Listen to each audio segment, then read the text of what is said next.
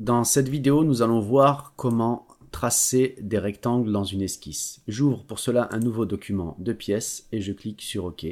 Pièce est toujours enfoncée par défaut.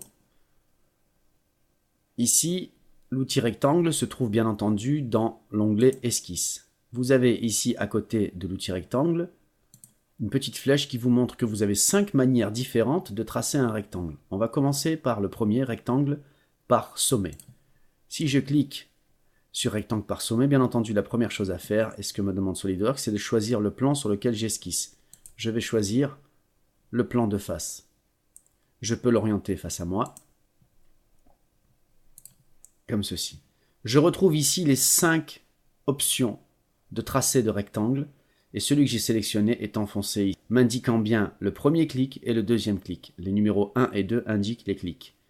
Si je veux tracer donc ce rectangle, je vais donc commencer par cliquer ici pour obtenir le coin inférieur gauche et je déplace ma souris pour cliquer et obtenir le deuxième coin de mon rectangle.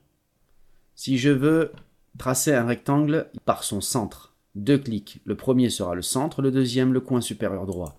Si je sélectionne cette option de tracer de rectangle, si je clique ici, on voit bien que j'ai le centre de mon rectangle et j'ai plus qu'à positionner le deuxième point pour clôturer ce rectangle. La troisième option ici, c'est un rectangle par 3 sommets, donc il y aura forcément 3 clics. Je le sélectionne, premier point, je donne l'inclinaison à un des côtés de mon rectangle, voilà, et j'ai plus qu'à tracer le troisième point pour fermer ce rectangle.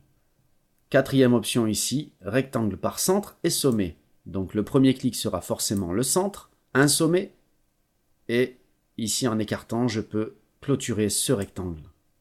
La dernière option ici, c'est le parallélogramme.